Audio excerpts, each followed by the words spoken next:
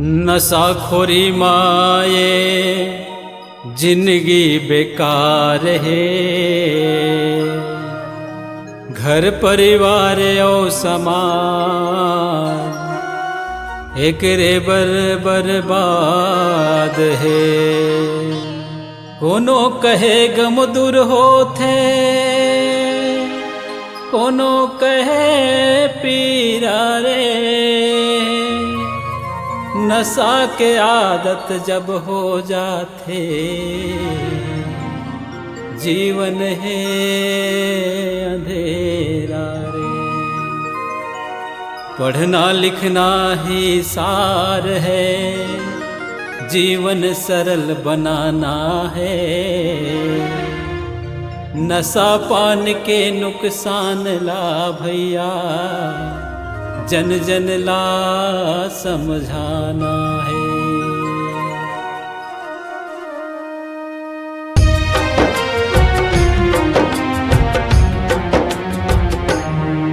दारू मुर्गा माँ भुलाए रे, परिवार कैसे चले। दारू मुर्गा माँ भुलाए रे, परिवार कैसे चले। गांजा के फुकैया भैया, बीड़ी के फुकैया, ते समाज कैसे चली।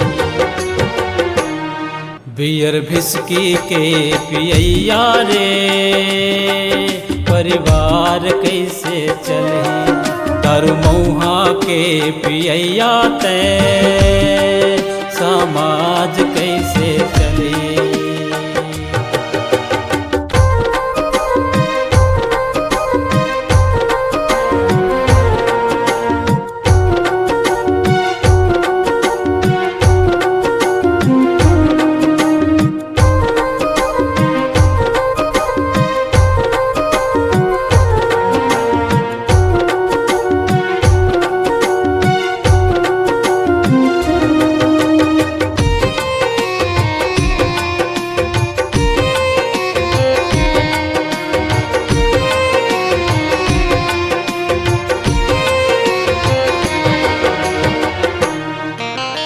नशा नाश के जड़ हावे, धन दौलत हा सिरागे।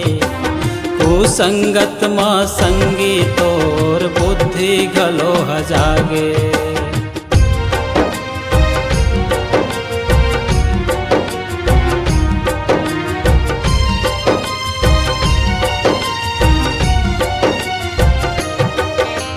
कत को समझाए दाई ददा, कहना का बर नहीं माने।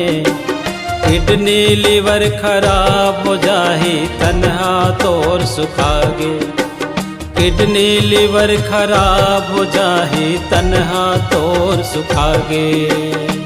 खेती डोली घर बेचागे, खेती डोली घर बेचागे। हालात कबल सुधरी।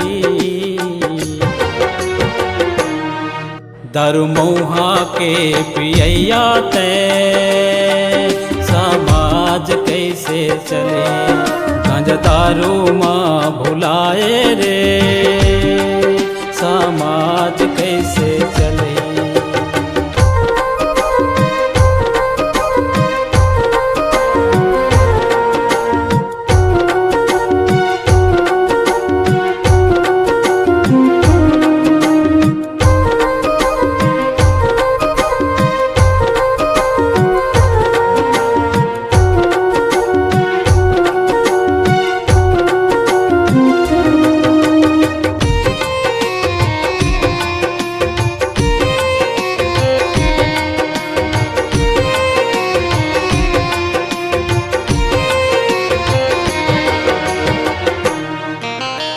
कैंसर जैसे रोग सताही, तन माँ गुना समाही रे। समय के रहत लचेत जान, तो फिर पाछू पछतावे रे।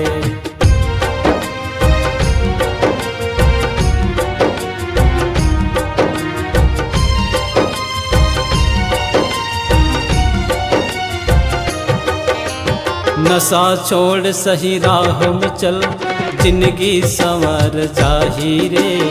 घर परिवार के खातिर अपन सम्मान ला बचा ले रे। घर परिवार के खातिर अपन सम्मान ला बचा ले रे। जन जन ला बता के, जन जन ला समझा के, ये समाज है बदल ही। दारू मुर्गा माँ भुलाए रे, परिवार कैसे चले। गांजा दारू माँ भुलाए रे, समाज कैसे चले। गांजा के फुकैया भैया, बीड़ी के फुकैया, ते समाज कैसे चली। बियर भिस्की के पियैया रे, समाज कैसे चले। दारू मऊहा के पियैया ते समाज कैसे चले। दारू मुर्गा के पिलैया रे, परिवार कैसे चले। गांजा बीड़ी के फुकैया रे, समाज कैसे चले। बियर बिस्की के पियैया रे, परिवार कैसे चले। दारू मऊहा के पियैया ते समाज कैसे चले।